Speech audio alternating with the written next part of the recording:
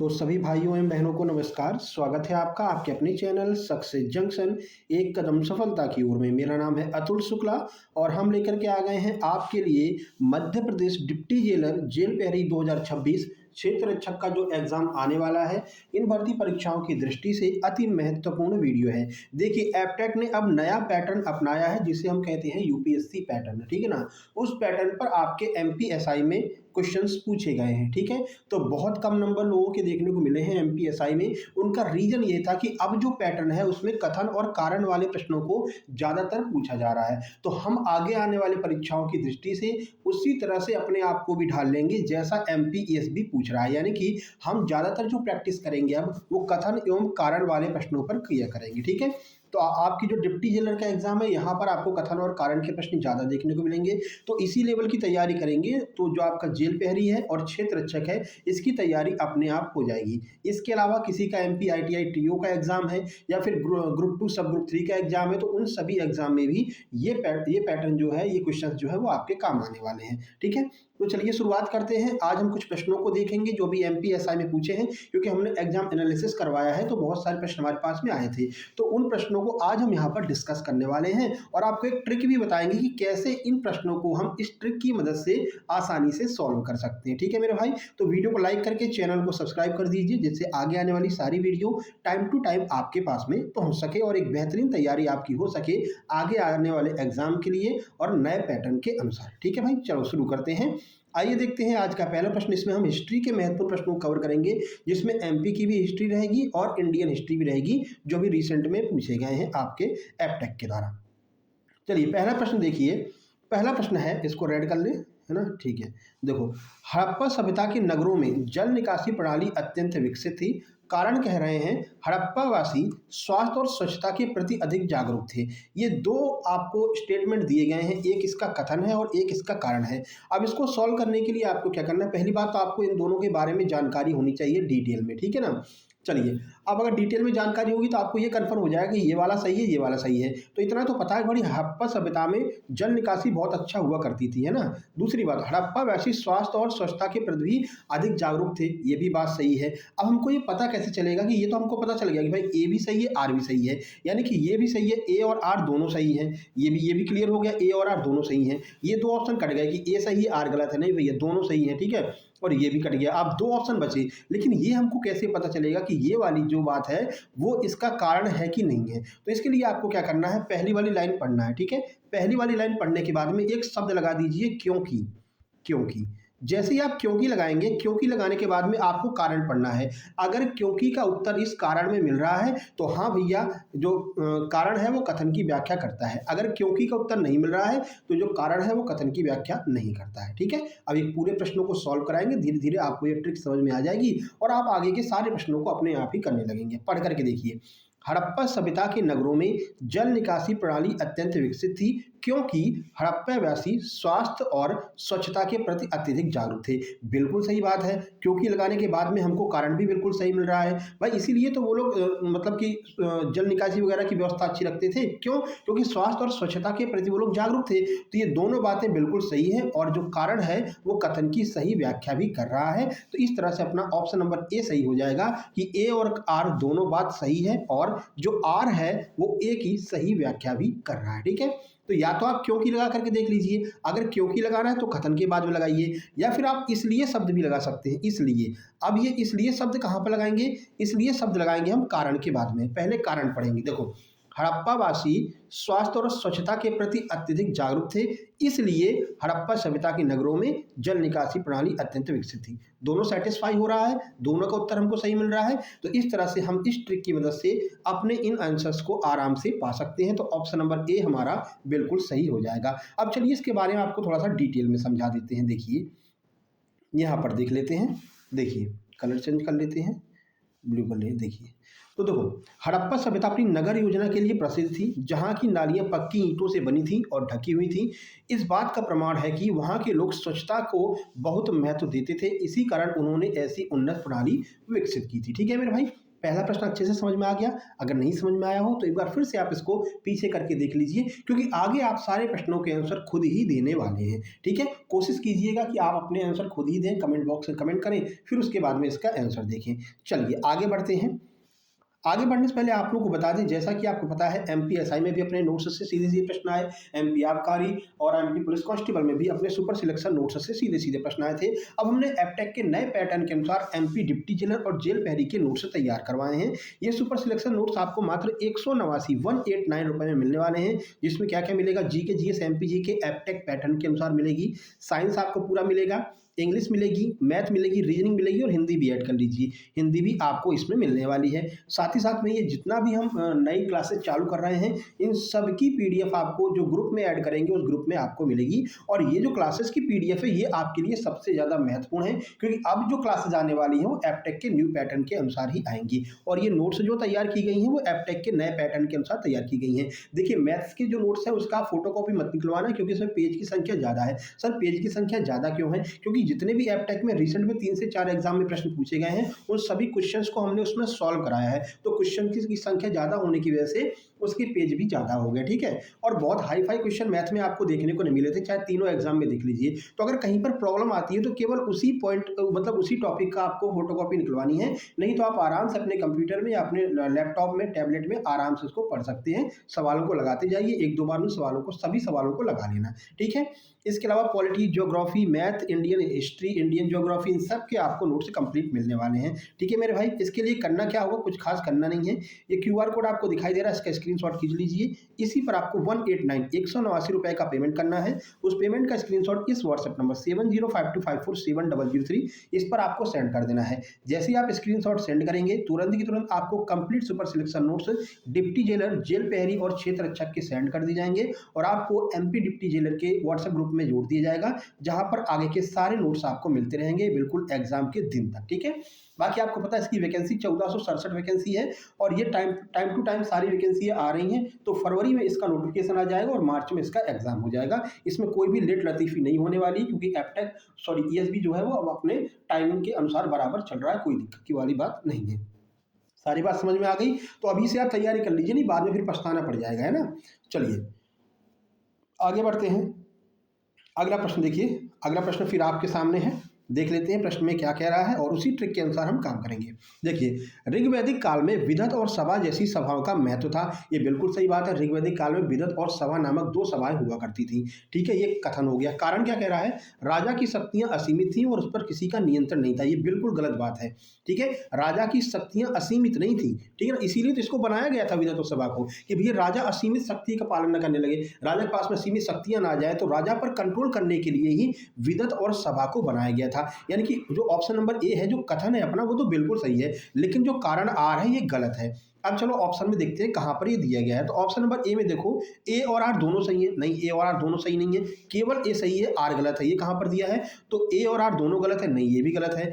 ए सही है लेकिन आर गलत है। ठीक है ना, तो ए बिल्कुल सही है और आर इसमें गलत हो जाएगा। चलिए देख लेते हैं इसका आंसर क्या है। इसका आंसर दिया है ऑप्शन नंबर सी, यानी कि ए तो सही है लेकिन आर गलत है। इसकी व्याख्या भी हमने नीचे कर दी है, वो भी आप लोग देख लीजिए। देखिए, ऋग्वैदिक काल में राजा की शक्तियां निरंकुश नहीं थी। सभा और समिति और विदत जैसी संस्थाएं राजा पर नियंत्रण करने के लिए बनाई गई थी, महत्वपूर्ण निर्णय लेने में उसकी सहायता करती थी। अतः जो कारण आर दिया गया है वो कारण गलत हो जाएगा और कथन बिल्कुल सही हो जाएगा। ये प्रश्न भी आपके अभी एमपीएसआई में पूछा गया है। चलिए प्रश्न नंबर 3 की ओर चलते हैं। देखिए प्रश्न नंबर 3 में क्या कहा गया है। देखो प्रश्न नंबर 3 कह रहा है, 6ठी शताब्दी ईसा पूर्व में मगध सबसे शक्तिशाली महाजनपद बनकर के उभरा था। ये बात बिल्कुल सही है भैया। मगध जो है, जो 16 जनपद हुआ करते थे, उन 16 जनपद में मगध जो है वो सबसे ज्यादा शक्तिशाली था। ठीक है, कारण कह रहा है मगध के पास लोहे की प्रचुर खदानें और उपजाऊ गंगा का मैदान था। ये भी बात सही है, क्योंकि मगध के पास में उस टाइम पर जहाँ जहाँ आज का जो लोहा पाया जाता है, तो जो लोहा वाला एरिया है वो पूरा मगध के एरिया में आता था। ठीक है ना, और उस टाइम पे लोहा सबसे ज्यादा महत्वपूर्ण था, क्योंकि लोहे से बनते थे हथियार। पहले गोली बंदूक तो हुआ नहीं करती थी कि दूर से मार के निपटा दिया, पहले तलवारें हुआ करती थी, भाला हुआ करते थे, और जिसके पास में जितना ज्यादा लोहा होगा वो उतना ज्यादा पावरफुल होगा। तो ये बात भी बिल्कुल सही है। तो ये तो पता हो गया भाई, ये दोनों बातें सही हैं, लेकिन क्या ये कारण जो है वो कथन की व्याख्या कर रहा है कि नहीं कर रहा है, वो अपन को जो है क्लियर करना है। तो अब पढ़ लेते हैं क्योंकि लगा करके। यहाँ पर लगा दो क्योंकि शब्द। ठीक है, अब पढ़ करके देखो, 6ठी शताब्दी ईसा पूर्व में मगध सबसे शक्तिशाली महाजनपद बनकर उभरा, क्योंकि मगध के पास में लोहे की प्रचुर खदानें और उपजाऊ गंगा का मैदान था। तो क्योंकि लगाने के बाद में इसका आंसर भी हमको बिल्कुल सही मिल रहा है, यानी कि ये बात बिल्कुल सही है। तो ए और आर ये दोनों सही हैं, और जो आर है वो एक ही सही व्याख्या भी कर रहा है, क्योंकि हमको क्योंकि का आंसर मिल रहा है। आप चाहें तो इसलिए लगा कर देख सकते हैं, तो यहाँ पर इसलिए लगा दो, इसलिए लगा करके देखो। तो मगध के पास लोहे की प्रचुर खदानें और उपजाऊ गंगा का मैदान था, इसलिए 6ठी शताब्दी ईसा पूर्व में मगध सबसे शक्तिशाली महाजनपद बनकर उभरा।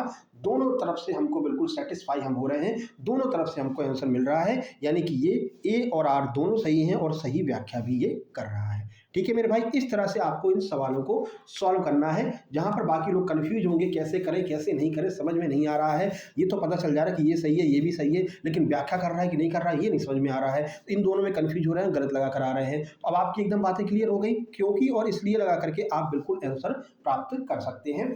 करंट अफेयर कल हम वीडियो लेकर के आएंगे, स्वयं अपने हाथों से करंट के क्वेश्चन बनाएंगे, और इसी तरह के क्वेश्चन हम उसमें जो है आपके लिए लेकर के आएंगे, क्योंकि ऐसे ही क्वेश्चन एमपीएसआई में आए हैं। इस लेवल की तैयारी आपको करनी पड़ेगी, तब आप आगे के एग्जाम्स में सिलेक्शन ले सकते हैं। नहीं तो भैया देखो एप्टेक अब पहुंच गया हाई लेवल पर, एप्टेक कम यूपीएससी ज़्यादा हो गया है, तो भैया उस लेवल की हमको तैयारी करनी पड़ेगी। चलिए देख लेते हैं यहाँ पर। देखिए, तो मगध की भौगोलिक स्थिति बहुत मजबूत थी, लोहे की उपलब्धता से बेहतर हथियार बने, उपजाऊ भूमि से प्रचुर अनाज मिला, जिससे एक विशाल सेना का खर्चा उठाना आसान हो गया। इन्हीं कारणों से मगध अन्य जनपदों से आगे निकल गया था। ठीक है भाई, चलो आगे बढ़ते हैं। प्रश्न नंबर 4 देखिए, अब थोड़ा सा स्पीड तेज करते हैं, लगभग 25 प्रश्न हम करेंगे इसमें, है ना। देखिए, मौर्य सम्राट अशोक ने धम्म के प्रचार के लिए धम्म महामात्रों की नियुक्ति की थी। ये बात बिल्कुल सही है, धम्म के प्रचार के लिए धम्म महामात्रों की नियुक्ति की गई थी भारत में, मतलब कि अपने एरिया में इसके प्रचार के लिए। अगला कारण कह रहा है अशोक बौद्ध धर्म को भारत के बाहर फैलाना चाहता था। ये बात भी बिल्कुल सही है कि अशोक बौद्ध धर्म को बाहर फैलाना चाहता था, लेकिन ध्यान रखना कि आपको ये ध्यान होगा कि अशोक ने बौद्ध धर्म को बाहर फैलाने के लिए दूत भेजे थे, ना कि धम्म महामात्रों की स्थापना की थी, है ना।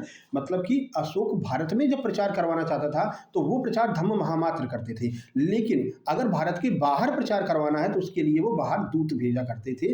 तो ये दोनों बातें तो सही हैं, ये दोनों बातें तो सही हैं, लेकिन ये जो कारण है ना वो कथन की व्याख्या नहीं कर रहा है। क्यों नहीं कर रहा है? क्योंकि बाहर फैलाने के लिए उसने दूत का निर्माण किया था, यानी कि दूत नामक व्यक्ति को बाहर भेजा जाता था, और धम्म महामात्र केवल भारत के अंदर प्रचार करते थे। तो यहाँ पर क्या हो जाएगा, ए और आर दोनों सही हैं। ठीक है, ए और आर दोनों सही हैं, लेकिन आर ए की सही व्याख्या नहीं करता है। क्यों नहीं करता है बता दिया ना, क्योंकि धम्म महामात्र केवल भारत के अंदर प्रचार करते थे और बाहर प्रचार करने के लिए दूत की व्यवस्था कर रखी थी, जहां पर उसने अपने पुत्र और पुत्री संघमित्रा को भी प्रचार करने के लिए श्रीलंका भेजा था। तो बाहर प्रचार करने के लिए वो दूतों का उपयोग करता था। अब चलिए यहाँ पर देख लेते हैं, ऑप्शन बी सही हो जाएगा। ए और आर दोनों सही हैं, लेकिन आर ए की सही व्याख्या नहीं कर रहा है। देखिए, अब इसके बारे में आपको डिटेल में जानकारी होगी।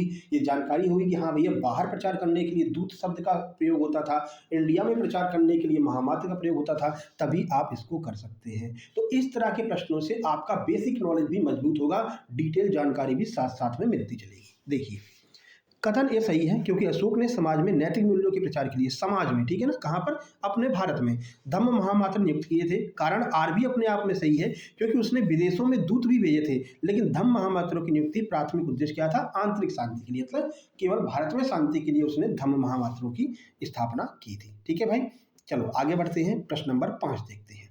प्रश्न नंबर 5 क्या कह रहा है, देखिए, लास्ट तक तो आप एकदम क्लियर हो जाएंगे। हाँ सर, हम इनको बिल्कुल आसानी से सॉल्व कर सकते हैं। गुप्त सम्राटों ने सोने के सिक्के दीनार भारी मात्रा में जारी किए थे। ये बात बिल्कुल सही है, गुप्त सम्राट जो है वो सोने के सिक्कों के लिए जाने जाते हैं। गुप्त काल में व्यापार और वाणिज्य अपने पतन की ओर था। अरे भैया, अगर पतन की ओर होता तो इतने सोने के सिक्के कैसे जारी कर लेते?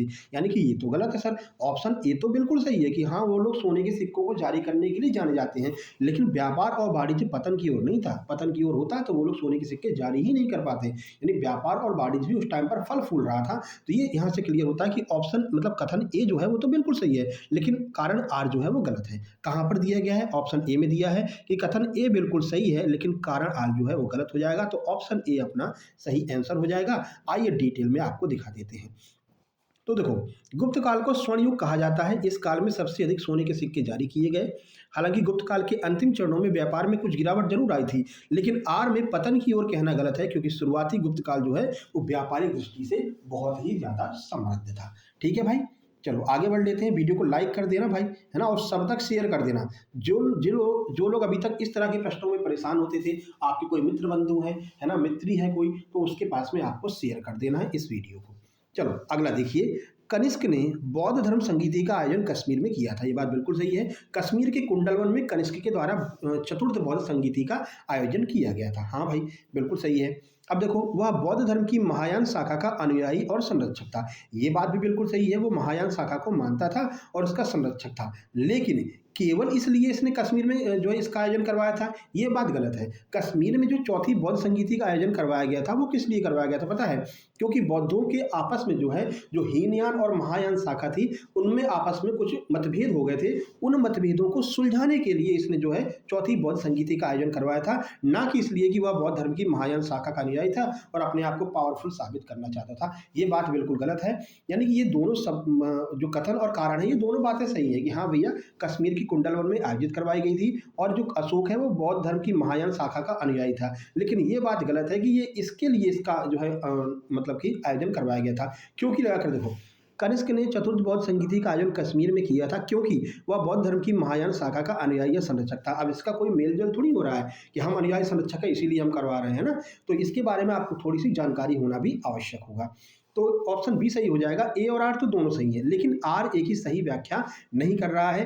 क्यों नहीं कर रहा है वो आइए आपको बता देते हैं। देखिए, कनिष्क ने वास्तव में कश्मीर के कुंडलवन में चौथी बौद्ध संगीति बुलाई थी, यानी कथन ए बिल्कुल सही है। वह महायान का अनुयायी था, ये कारण भी सही है। लेकिन संगीति बुलाने का जो मुख्य कारण था, वो धर्म के भीतर बढ़ते मतभेदों को सुलझाना था, धर्म ग्रंथों का संकलन करना था, न कि केवल इसलिए कि वह भाई महायान का अनुयायी है तो इसलिए बुलाया था। ठीक है, तो मेन रीजन क्या था बुलाने का, आप समझ गए। बुलाने का मेन रीजन था कि वो धर्म के भीतर जो मतभेद बढ़े हुए थे, उन मतभेदों को समाप्त करना चाहता, इसलिए उसने इस संगीति का आयोजन किया था। ठीक है भाई, चलो आगे बढ़ते हैं। अगला देखिए, अगला है कथन देखिए कि फायान ने चंद्रगुप्त द्वितीय के नाम का उल्लेख अपनी डायरी में नहीं किया। ये बात बिल्कुल सही है। फायान ने कहीं पर भी चंद्रगुप्त द्वितीय के बारे में अपनी डायरी में इस बात का कहीं पर उल्लेख नहीं किया है। फायान का मुख्य उद्देश्य केवल बौद्ध तीर्थ स्थलों की यात्रा करना था। ये बात भी बिल्कुल सही है कि जो फायान है ना, वो किस लिए आया था भारत? केवल बौद्ध तीर्थ स्थलों की यात्रा करने के लिए भारत आया था। अब क्या ये इसकी व्याख्या कर रहा है कि नहीं, ये बिल्कुल आप अभी कंफर्म कर लेते हैं क्योंकि शब्द लगा करके। देखिए, क्योंकि लगाया हमने। फायान ने चंद्रगुप्त द्वितीय के नाम का उल्लेख अपनी डायरी में नहीं किया क्योंकि फायान का मुख्य उद्देश्य केवल बौद्ध तीर्थ स्थलों की यात्रा करना था। तो क्योंकि का हमको आंसर मिल रहा है, इसलिए लगा करके देख लो, इसलिए लगाओ यहाँ पर, कारण के बाद में इसलिए लगाओ। तो फायान का मुख्य उद्देश्य केवल बौद्ध तीर्थ स्थलों की यात्रा करना था, इसलिए फायान ने चंद्रगुप्त द्वितीय के नाम का उल्लेख अपनी डायरी में नहीं किया है। दोनों तरफ से हम सेटिस्फाई हो रहे हैं, यानी कि ये बात बिल्कुल सही है। ए और आर दोनों सही है और आर जो है वो एक ही सही व्याख्या भी कर रहा है। आइए देखते हैं ऐसा कौन से ऑप्शन में दिया है। तो ऑप्शन नंबर ए में दिया गया कि ए और आर दोनों सही हैं और आर एक ही सही व्याख्या भी कर रहा है। आइए डिटेल में जानकारी आपको देते हैं।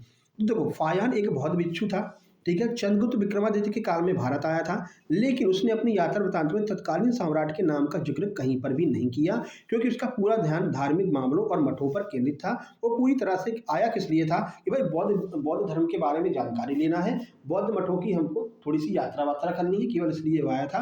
राजनीति से उसका कोई मतलब नहीं था, कोई लेना देना नहीं था। ठीक है भाई, चलो 8 नंबर का प्रश्न देखते हैं। मजा आ रहा है, समझ में आ रहा है कि नहीं आ रहा है? जल्दी से कमेंट बॉक्स में कमेंट करके बताओ। चलो अगला देखते हैं। चोल साम्राज्य अपनी मजबूत नौसेना के लिए जाना जाता है। ये बात बिल्कुल सही है कि चोल लोग जो हैं मजबूत नौसेना के लिए जाने जाते हैं। ठीक है, अगला, चोलों ने दक्षिण पूर्व एशिया और श्रीलंका पर विजय प्राप्त कर ली थी। ये बात भी बिल्कुल सही है कि उन लोगों ने क्या है कि श्रीलंका तक वो लोग जो है अपनी विजय प्राप्त कर लिए थे अपनी नौसेना के दम पर। तो बातें तो दोनों सही हैं, लेकिन क्या ये व्याख्या करता है कि नहीं करता है? आइए क्योंकि लगा करके चेक करते हैं। हमने लिखा क्योंकि, अभी क्योंकि कौन सी भाषा में लग गया यार चलो ये लिखा हमने क्योंकि। ठीक है, चलो लगाओ यहाँ पर क्योंकि। चोल साम्राज्य अपनी मजबूत नौसेना के लिए जाना जाता है क्योंकि चोलों ने दक्षिण पूर्व एशिया और श्रीलंका पर विजय प्राप्त कर ली थी। ये बिल्कुल सही फिट बैठ रहा है, इसलिए लगाओ चोलों ने दक्षिण पूर्व एशिया और श्रीलंका पर विजय प्राप्त कर ली थी, इसलिए चोल साम्राज्य अपनी मजबूत नौसेना के लिए जाना जाता है। दोनों तरफ से हम सेटिस्फाई हो रहे हैं, दोनों प्रश्नों का हमारे आंसर मिल रहा है, यानी कि ए और आर दोनों सही हैं और आर एक ही सही व्याख्या करता है। भाई वो फेमस किस लिए होगा? जब वो श्रीलंका पर विजय प्राप्त कर लेगा तभी तो फेमस हो जाएगा भैया। उनकी सेना बहुत खतरनाक है, उन लोगों ने जो है श्रीलंका श्रीलंका पर कब्जा कर लिया है। तो इसलिए लगाने से हमको यहाँ पर क्लियर हो गया कि श्रीलंका पर कब्जा प्राप्त करने की वजह से वो फेमस हो गया, उसकी नौसेना फेमस हो गई और जो है चोल साम्राज्य अपनी मजबूत नौसेना के लिए जाना जाने लगा। ठीक है भाई, चलो आगे बढ़ते हैं। आइए यहाँ पर सॉल्यूशन आपको बता देते हैं। तो राजा राज प्रथम और राजन चोल ने एक विशाल नौसेना तैयार की थी, जिसकी मदद से उन्होंने बंगाल की खाड़ी को चोल झील में बदल दिया और विदेशी क्षेत्रों पर अधिकार किया। अतः नौसेना उसकी विदेशी विजयों पर मुख्य आधार थी। विदेशों पर जो उसने विजय प्राप्त की थी वो अपनी नौसेना यानी कि नेवी की वजह से ही की थी। चलिए आगे बढ़ते हैं। अगला प्रश्न देखिए, अगला प्रश्न क्या है कि समुद्रगुप्त की प्रयाग प्रशस्ति की रचना कालिदास ने की थी। कालिदास ने कब से कर दी भैया? प्रयाग प्रशस्ति की रचना तो हरिसेन ने की है ना। हरिसेन जो है समुद्रगुप्त का दरबारी कभी हुआ करता था, तो ये आपको पता होना चाहिए, तभी तो ये क्लियर कर पाएंगे। तो पहला तो कथन गलत हो गया। चलो कारण देखते हैं। प्रयाग प्रशस्ति में समुद्रगुप्त की विजय का वर्णन है, ये बिल्कुल सही बात है। हरिसेन ने प्रयाग प्रशस्ति की रचना की है जिसमें उसने समुद्रगुप्त के विजयों का वर्णन किया है, यानी कि कथन ए जो है वो गलत है और कारण आर जो है बिल्कुल सही है। कौन से ऑप्शन में दिया है? ऑप्शन बी में दिया है कि ए गलत है और कारण आर बिल्कुल सही है। तो इस तरह से हमको थोड़ा सा नॉलेज भी होना चाहिए। ये पूरे कॉन्सेप्ट्स आपके क्लियर होते चलेंगे, है ना। और ये हमने अपने मन से नहीं बनाया भाई, जो एग्जाम सेंटर से हमको भेजे गए हैं, जो लड़कों ने भेजे हैं, जो स्टूडेंट्स ने भेजे हैं, वही हम आपको सॉल्व करा रहे हैं। ठीक है, चलो तो ये वाला भी क्लियर हो गया। चलो तो देखो, प्रयाग प्रशस्ति की रचना समुद्रगुप्त के दरबारी कवि हरिसेन ने की थी, कालिदास ने नहीं।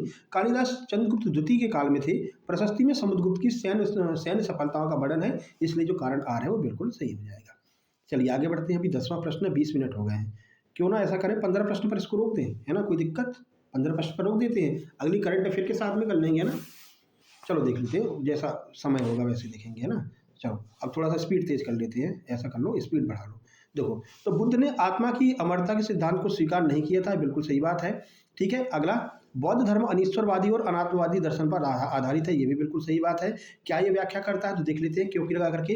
बुद्ध ने आत्मा की अमरता के सिद्धांत को स्वीकार नहीं किया क्योंकि बौद्ध धर्म अनीश्वरवादी और अनात्मवादी दर्शन पर आधारित है। तो हमको आंसर भी मिल रहा है कि हाँ, तभी तो नहीं मानेंगे ना जब बौद्ध धर्म अनीश्वरवादी और अनात्मवादी दर्शन पर आधारित होगा कि भैया हम ना ईश्वर को मानते हैं ना आत्मा को मानते हैं, तभी तो बुद्ध धर्म आत्मा और अमरता के सिद्धांत को स्वीकार नहीं करेगा। अगर वो मानता होता तो ये भी मानता ना कि आत्मा है, अमर है, तो ये ना तो ये मानते थे कि भैया आत्मा अमर है और ना ये मानते कि आत्मा होती है। हाँ, पुनर्जन्म पर ये विश्वास करते थे, लेकिन आत्मा की अमरता पर विश्वास नहीं करते थे, है ना। तो इसी वजह से नहीं करते थे क्योंकि वे जो है अनीश्वरवादी और अनात्मवादी थे। तो क्योंकि लगा लेंगे तो हमको आंसर मिल जाएगा। तो ऑप्शन नंबर ए बिल्कुल सही हो जाएगा। ठीक है, आगे बढ़ लेते हैं। यहाँ पर देखो डिटेल दिया गया है, इसको आप आराम से रोक करके पढ़ लेना। ठीक है, चलो 11 नंबर, नहीं तो फिर पूरे 25 प्रश्न हो नहीं पाएंगे ना। प्राचीन काल में कौटिल्य का अर्थशास्त्र राज्य व्यवस्था पर लिखी गई सबसे महत्वपूर्ण पुस्तक है, बिल्कुल सही बात है, राज्य व्यवस्था पर तो ये लिखी गई थी। अगला, इसमें केवल अर्थव्यवस्था और कृषि के विस्तृत चर्चा की गई, ये गलत है, क्योंकि केवल शब्द कहीं पर भी मिल जाए तो समझ लेना 95% केस में केवल जो है वो नेगेटिविटी को दर्शाता है। ठीक है, इसमें केवल अर्थव्यवस्था और कृषि के बारे में बात नहीं की गई थी। इसमें जो अर्थशास्त्र कौटिल्य ने लिखी थी उसमें जो है राजनीति पर सबसे ज़्यादा बात की गई थी। तो कौटिल्य वाली जो अर्थशास्त्र है वो राजनीति से संबंधित है। ठीक है, तो क्या हो गया, ऑप्शन ए जो है अपना कथन जो है वो सही है, लेकिन जो कारण है वो गलत हो जाएगा कि केवल अर्थशास्त्र कृषि पर आधारित नहीं है। ऑप्शन ए अपना यहाँ पर सही हो जाएगा। आगे बढ़ते हैं। ये देखिए, यहाँ पर रोक करके आप पढ़ सकते हैं। ठीक है, अर्थशास्त्र का मुख्य विषय राजनीति और प्रशासन है, ना कि केवल अर्थव्यवस्था, बाकी आगे लिखा हुआ है। चलिए 12 नंबर देखते हैं। 12 नंबर क्या कह रहा है, पल्लव काल में शिक्षा का मुख्य केंद्र घटिका था, ये बिल्कुल सही बात है। कांचीपुरम पल्लवों की राजधानी और विद्या का प्रमुख केंद्र था, ये भी सही बात है। ये घटिका नामक जो स्थान है ना वो कांचीपुरम में स्थित है। तो ये क्योंकि लगा करके आप पढ़ते हैं, देखिए बातें तो दोनों सही हो गई, अब क्योंकि लगा करके पढ़ते हैं। पल्लव काल में शिक्षा का मुख्य केंद्र घटिका था क्योंकि कांचीपुरम पल्लवों की राजधानी और विद्या का प्रमुख केंद्र था। तो दोनों बातें सही हैं, और जो घटिका नामक स्थान है वो कांचीपुरम में था, तो भाई इसीलिए तो होगा। देखो, कांचीपुरम पल्लवों की राजधानी और विद्या का प्रमुख केंद्र था, इसलिए पल्लव काल में शिक्षा का प्रमुख केंद्र घटिका हुआ करता था। दोनों का हमको आंसर मिल रहा है, यानी कि ऑप्शन ए जो है वो अपना सही हो जाएगा, यानी कि ए और आर दोनों सही हैं और आर एक ही सही व्याख्या करता है। आइए यहाँ पर डिटेल देख लेते हैं तो समझ में आ जाएगा। देखिए, पल्लव राजाओं के समय दक्षिण भारत में ब्राह्मण धर्म और शिक्षा का उदय हुआ। कांची में जो घटिका नामक स्थान है वो बहुत प्रसिद्ध था, जहाँ पर देश विदेश से छात्र पढ़ने के लिए आते थे। तो दोनों बातें सही हैं, और जो कथन है वो कारण की मतलब कारण है जो वो कथन की पुष्टि भी करता है। चलो हर्षवर्धन के बारे में देख लेते हैं। प्रश्न नंबर 13। देखो, ऐसे प्रश्नों में थोड़ा सा समय लगता है समझने में, है ना, तो समय थोड़ा सा आपको निकाल करके देना पड़ेगा। देखो, हर्षवर्धन को अंतिम हिंदू सम्राट कहा जाता है, ये बात बिल्कुल सही है। हर्षवर्धन को अंतिम हिंदू सम्राट हम कहते हैं। कारण देखिए क्यों कहते हैं, उसने पूरे दक्षिण भारत को जीत करके अपने साम्राज्य में मिला लिया था। नहीं भैया, दक्षिण भारत को वो जीत नहीं पाया था। कैसे नहीं जीत पाया था, तो अभी एमपीएसआई में पूछा भी गया था, तो हमने आपको बताया था कि भाई हर्षवर्धन जब दक्षिण की ओर जा रहा था ना, हर्षवर्धन जब दक्षिण भारत की ओर जा रहा था जीतने के लिए, तो वहीं पर रास्ते में उसको पुलकेशिन द्वितीय मिल गया। कौन? पुलकेशिन द्वितीय, ठीक है। और इसने नर्मदा नदी के तट पर, कहाँ पर? नर्मदा नदी के तट पर हर्षवर्धन को हरा दिया था, ठीक है। इस वजह से वो क्या हुआ कि दक्षिण भारत को नहीं जीत पाया था। तो ऑप्शन ए तो सही हो जाएगा, लेकिन कारण आर जो है वो गलत हो जाएगा, ठीक है। चलिए आगे बढ़ते हैं। तो चलिए, तो इसका आंसर क्या हो जाएगा कि ए सही है लेकिन आर गलत है। देखिए यहाँ पर आपको डिटेल में समझा देते हैं। तो हर्षवर्धन को भारत का अंतिम महान हिंदू सम्राट माना जाता है। हालांकि कारण आर गलत है, क्योंकि जब हर्ष ने दक्षिण की ओर बढ़ने की कोशिश की तो चालुक्य राजा पुलकेशिन द्वितीय ने उसे नर्मदा तट पर हरा दिया था, है ना। चलो, ये प्रश्न अभी पूछा गया था कि भाई हर्षवर्धन को किसने हराया था, तो पुलकेशिन द्वितीय ने हराया था। अभी एमपीएसआई में पूछा है। 14 नंबर का प्रश्न देखते हैं। देखो कि क्या कह रहा है, संगम काल में महिलाओं की स्थिति काफ़ी सम्मानजनक है। बिल्कुल सही बात है। अपाला, लोपामुद्रा, ये सब जो महिलाएं हैं, जो विदुषी महिलाएं हैं, वो संगम काल में देखने को मिलती हैं, ठीक है। क्यों? संगम साहित्य में महिला कवित्रियों जैसे कि अव्वैयार का उल्लेख भी मिलता है। तो दोनों बातें सही है। अव्वैयार का उल्लेख जो है संगम साहित्य में मिलता है, जो कि एक महिला कवित्री हुआ करती थी, और संगम काल में महिलाओं की स्थिति सम्मानजनक थी। देखो, अगर महिलाओं की स्थिति सम्मानजनक नहीं होगी तो उनका नाम देखने को मिलेगा ही नहीं, है ना। तो क्यों की लगाते हैं, संगम काल में महिलाओं की स्थिति काफ़ी सम्मानजनक थी, क्योंकि संगम साहित्य में महिला कवित्रियों जैसे कि अव्वैयार का उल्लेख भी देखने को मिलता है। और क्योंकि से हमको आंसर मिल रहा है, चलो इसलिए भी लगा लेते हैं। इसलिए लगाओ यहाँ पर, संगम साहित्य में महिला कवित्रियों जैसे कि अव्वैयार का उल्लेख मिलता है, इसलिए संगम काल में महिलाओं की स्थिति काफ़ी ज़्यादा सम्मानजनक थी। ये दोनों बातें सेटिस्फाई हो रही हैं, यानी कि ए और आर दोनों सही है, और आर जो है वो एक ही सही व्याख्या भी करता है। यहाँ पर आप देख सकते हैं, ये हमने यहाँ पर आपको डिटेल में बता भी दिया। 15 नंबर देखिए, 15 नंबर का क्वेश्चन क्या कह रहा है कि सातवाहन शासकों ने ब्राह्मणों को भूमि दान अग्रहार देने की प्रथा शुरू की थी, ठीक है। सातवाहन स्वयं को अद्वितीय ब्राह्मण कहते थे। तो ये दोनों बातें सही हैं। सातवाहन शासकों ने ब्राह्मणों को भूमि दान देने की प्रथा शुरू की थी, ये बात भी सही है। सातवाहन स्वयं को अद्वितीय ब्राह्मण कहते थे, ये बात भी सही है। लेकिन ये बात गलत है कि केवल वो स्वयं को अद्वितीय ब्राह्मण कहते थे इसलिए उन्होंने ये भूमि देना शुरू किया था। बल्कि वो भूमि क्यों देते थे, क्योंकि उस टाइम पर ये प्रथा चलती थी, भैया अगर ब्राह्मणों को भूमि दान दोगे तो तुम्हारा जो आगे का जीवन है वो बहुत अच्छे से व्यतीत होगा, बहुत बढ़िया तुम्हारा सारा कार्यक्रम बना रहेगा। तो ये बातें तो दोनों सही हैं, लेकिन ये व्याख्या नहीं कर रहा है, ठीक है ना। अब यहाँ पर क्योंकि लगाओगे तो आपको हो सकता है आंसर मिल जाए, लेकिन इस टाइम पर आपको थोड़ी सी नॉलेज की आवश्यकता होगी। देखिए लगा कर देखो, सातवाहन शासकों ने ब्राह्मणों को भूमिदान अग्रहार देने की प्रथा शुरू की, क्योंकि सातवाहन स्वयं को अद्वितीय ब्राह्मण कहते थे। तो इस पर भी सही नहीं मिल रहा है ना। अब क्योंकि वो स्वयं को अग्रहार ब्राह्मण कहते थे इसलिए उन्होंने दान देना शुरू कर दिया था, इसलिए उन्होंने ब्राह्मणों को भूमि दे दी। तो ऐसा नहीं, क्योंकि तो पुराने जमाने में जाति प्रथा नहीं हुआ करती थी। जाति प्रथा का मतलब ये है, जैसे वोट देने जा रहे थे, हम यादव हैं तो यादव को देंगे, हम ठाकुर हैं तो ठाकुर को देंगे, ब्राह्मण है तो ब्राह्मण को देंगे। ये पहले नहीं हुआ करता था, ये तो अब होने लगा है, ठीक है ना। पहले इतनी राजनीति में ये सब सिस्टम नहीं चलता था। तो इस वजह से जो सातवाहन स्वयं को अद्वितीय ब्राह्मण तो कहते थे, लेकिन ये कोई रीजन नहीं था उन ब्राह्मणों को भूमि देने का। बल्कि ब्राह्मणों को भूमि देने का रीजन क्या था, जो पहले से प्रथा चलती आ रही थी। तो यहाँ पर ये हो जाएगा भाई, ए और आर दोनों सही है, दोनों बातें तो दोनों सही है। भूमि तो दी गई थी और वो अद्वितीय ब्राह्मण भी कहते थे, लेकिन ये व्याख्या नहीं कर रहा है, ठीक है।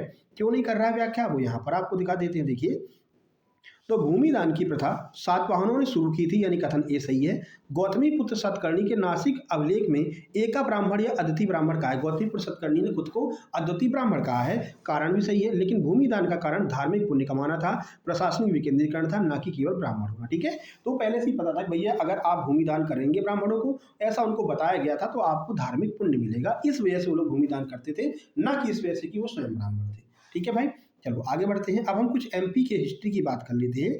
देखिए, तो देखो प्रश्न देखते हैं। प्रश्न है, भीमबेटका की गुफाएं यूनेस्को की विश्व धरोहर सूची में शामिल है। बिल्कुल सही बात है, विश्व धरोहर सूची में 1983 उनको शामिल किया गया था।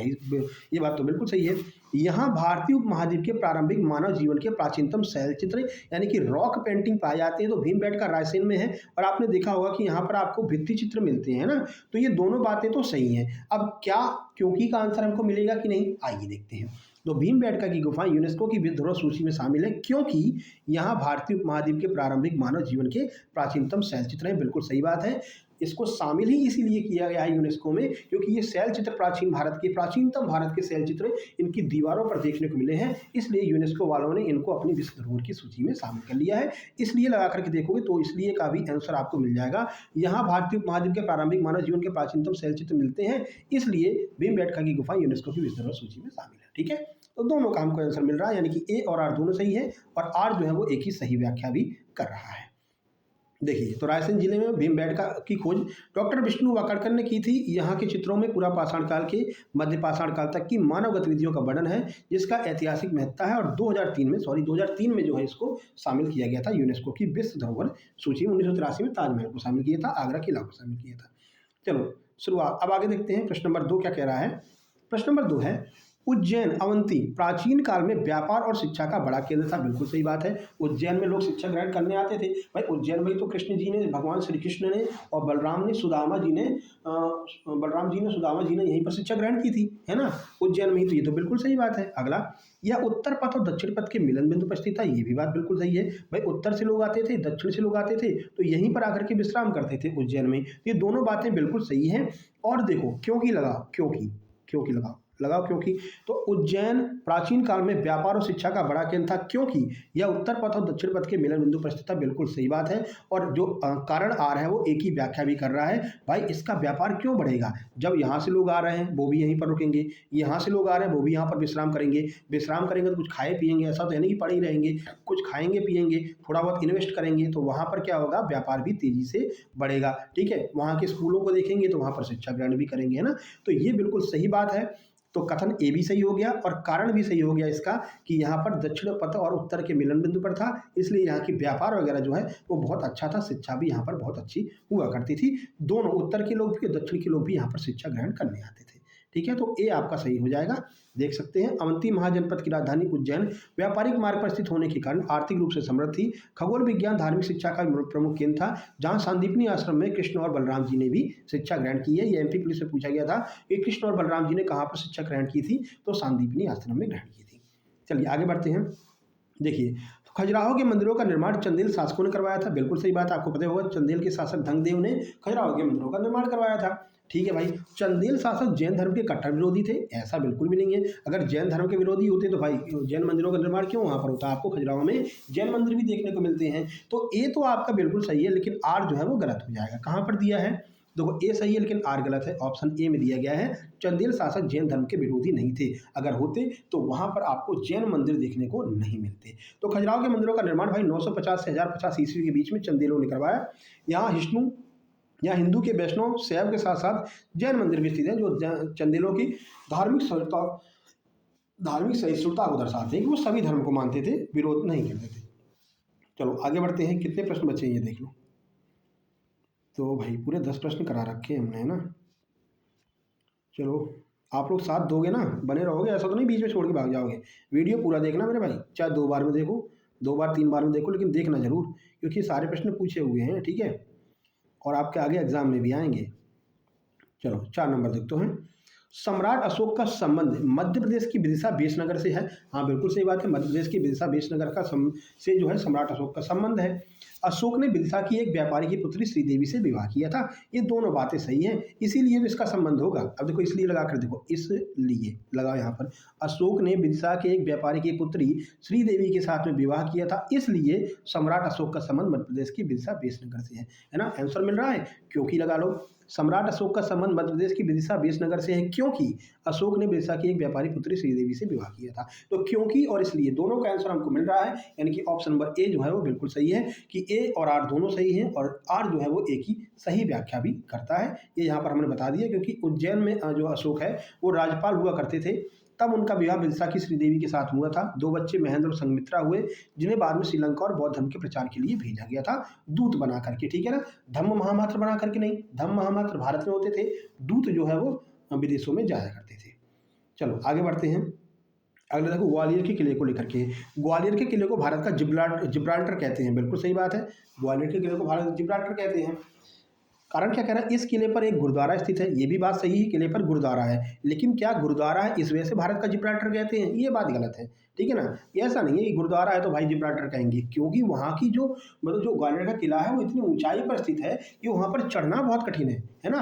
और चारों तरफ से खाई का निर्माण किया गया था, अब तो खाई पट गई है, पहले खाई वाई बनाई गई थी, तो इसलिए उसको जिब्राल्टर कहते थे, बहुत ऊंचाई पर स्थित है। तो ये कोई रीजन नहीं है गुरुद्वारा है इसलिए इसको जिब्राल्टर कहते हैं। तो यहाँ पर हो जाएगा कि ए भी सही है, आर भी सही है, लेकिन ये जो आर है ना वो एक ही व्याख्या नहीं करता है। ठीक है, तो वहाँ पर शायद शीशगंज गुरुद्वारा है ना, ग्वालियर में हम भी गए हैं, किले पर भी गए हैं और गुरुद्वारा भी गए हैं, तो ये दोनों बातें सही हैं, लेकिन ये व्याख्या नहीं करता है ना।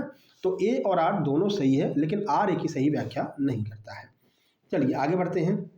हाथीपुर दरवाजा, 80 खंबा, ये सब आपको ग्वालियर के किले में देखने को मिल जाएगा। मान सिंह मंदिर का जो मान मंदिर है, मान सिंह मंदिर पहल वो है, क्या था, महल है। और नीचे आपको एक म्यूजियम भी देखने को मिल जाएगा, क्या नाम है, मृगनयनी करके म्यूजियम है, वो भी आपको नीचे देखने को मिल जाएगा। ठीक है, हजीरा की तरफ से जब जाएंगे तो। मध्य प्रदेश में 1857 की क्रांति की शुरुआत नीमच छावनी से हुई थी, बिल्कुल सही बात है। नीमच की छावनी से 1857 की क्रांति मध्य प्रदेश से शुरू हुई थी। नीमच के सैनिकों ने ब्रिटिश अधिकारियों के खिलाफ विद्रोह कर दिया था, ये भी बात बिल्कुल सही है। और क्योंकि लगाओगे तो आपको आंसर भी मिल जाएगा। मध्य प्रदेश में 1857 की क्रांति की शुरुआत नीमच से हुई थी, क्योंकि नीमच के सैनिकों ने ब्रिटिश अधिकारियों के खिलाफ विद्रोह कर दिया था। सही बात है, बिल्कुल सही आंसर मिल रहा है, इसलिए लगाओगे तो भी आपको इसका आंसर मिल जाएगा। यानी ए और आर दोनों सही हैं और आर एक ही सही व्याख्या भी करता है। चलो देखो, डेट भी दे दी हमने, 3 जून 1857 को मध्य प्रदेश में नीमच छावनी से विद्रोह की पहली चिंगारी भड़की, जहां से विद्रोह फिर ग्वालियर, इंदौर और मंदसौर तक फैल गया था। आगे बढ़ते हैं, 7 नंबर देखिए। 7 नंबर है, रानी लक्ष्मीबाई ग्वालियर की मूल निवासी थी। ये गलत बात है, ग्वालियर की नहीं मूल निवासी थी, वो बनारस में उनका जन्म हुआ था और झांसी में विवाह हुआ था। ठीक है, तो पहली बात गलत हो गई। रानी लक्ष्मीबाई की समाधि ग्वालियर में है, ये बिल्कुल सही बात है, उनकी समाधि ग्वालियर में है। ठीक है ना, फूलबाग पर जाकर आप देखेंगे तो उनकी समाधि ग्वालियर में है, सामने विक्टोरिया मार्केट भी है। ठीक है, ये सब घुमा हुआ है अपना, है ना। चलो, तो बी हो जाएगा, नहीं ए तो गलत है लेकिन आर सही है। ठीक है, तो ए गलत आर सही। आइए इसका डिटेल सॉल्यूशन देखते हैं।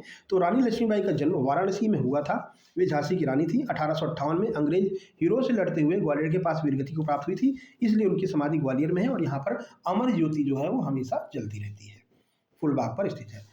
चलिए देखिए अगला प्रश्न, सांची के स्तूप का निर्माण मूल रूप से अशोक ने करवाया था, बिल्कुल सही बात है, अशोक ने करवाया था। सांची भगवान बुद्ध के जन्म स्थान है, ये नहीं है भाई, सांची में थोड़ी भगवान बुद्ध का जन्म हुआ था, भगवान बुद्ध का जन्म नेपाल में हुआ था, नेपाल के लुम्बिनी में। तो ये जो कारण है वो गलत हो जाएगा और ए जो सही हो जाएगा। तो कहाँ पर दिया है, ए सही है, आर गलत है, यानी ऑप्शन नंबर ए अपना सही आंसर हो जाएगा। देखिए, तो सांची के स्तूप का निर्माण अशोक ने 3वीं शताब्दी ईसा पूर्व में करवाया था, लेकिन बुद्ध का जन्म नेपाल के लुम्बिनी में हुआ था। सांची में बुद्धों के शिष्य सारिपुत्र और मुगलयान के अवशेष रखे गए हैं। ठीक है, आगे बढ़ते हैं। 9 नंबर देखिए, तात्या टोपे को मध्य प्रदेश के शिवपुरी में फांसी दी गई थी, ये बात सही है, आपने एमपीजी के पढ़ा होगा, ये प्रश्न आबकारी में पूछा भी गया था, कहाँ पर इनको फांसी हुई है, तो शिवपुरी में हुई थी। मान सिंह जो कि नरवर के राजा थे ने तात्या टोपे के साथ विश्वासघात किया था, ये बात भी बिल्कुल सही है, क्योंकि लगा लो कि ये व्याख्या करता है नहीं, ये तो पता चलेगा कि दोनों बातें सही हैं, लेकिन व्याख्या करता है कि नहीं, इसके लिए क्योंकि और इसलिए लगा करके चेक करेंगे। तो यहाँ पर हमने क्योंकि लगाया, तात्या टोपे को मध्य प्रदेश की शिवपुरी में फांसी दी गई थी, क्योंकि मान सिंह नरवर के राजा ने तात्या टोपे के साथ में विश्वासघात किया था। दोनों बातें बिल्कुल सही मैच हो रही है, ठीक है, इसलिए लगा लो। मान सिंह नरवर के राजा ने तात्या टोपे के साथ विश्वासघात किया था, इसलिए वे पकड़े गए और तात्या टोपे को मध्य प्रदेश की शिवपुरी में फांसी दी गई। दोनों बातें बिल्कुल सही हैं और व्याख्या भी कर रहा है, तो ए और आर दोनों सही है और आर जो है वो एक ही व्याख्या करता है। 18 अप्रैल 1859 को तात्या टोपे को फांसी हुई थी। सोते समय उनके मित्र ने ही दगाबाजी कर दी थी, उनके साथ में धोखा कर दिया था। ऐसे मित्रों से बच करके रहना है। भारत 1857 में ही आज़ाद हो जाता अगर ये सब नहीं होते तो, ठीक है ना। चलिए, और भारत गुलाम ही नहीं होता ठीक है, अगर यही लोग नहीं होते तो, है ना। अगर भारत में ऐसे लोग नहीं होते तो बाबर आ ही नहीं पाता भारत में, ठीक है। और बाबर नहीं आता तो भारत आज कहाँ का कहाँ होता, ठीक है। चलो, हालांकि मुगल शासकों ने निर्माण वगैरह भी अच्छे करवाए हैं, लेकिन गुलामी की शुरुआत तो वहीं से हो गई थी ना। चलिए अगला है, होलकर वंश की राजधानी इंदौर थी, ये बात बिल्कुल सही है। अहिल्याबाई होलकर ने अपनी राजधानी महेश्वर से इंदौर स्थानांतरित की थी, ये बात गलत है, इंदौर से महेश्वर स्थानांतरित की थी, ठीक है ना। होलकर मतलब कि अहिल्याबाई होलकर ने, तो जो ए है वो सही है और आर गलत हो जाएगा।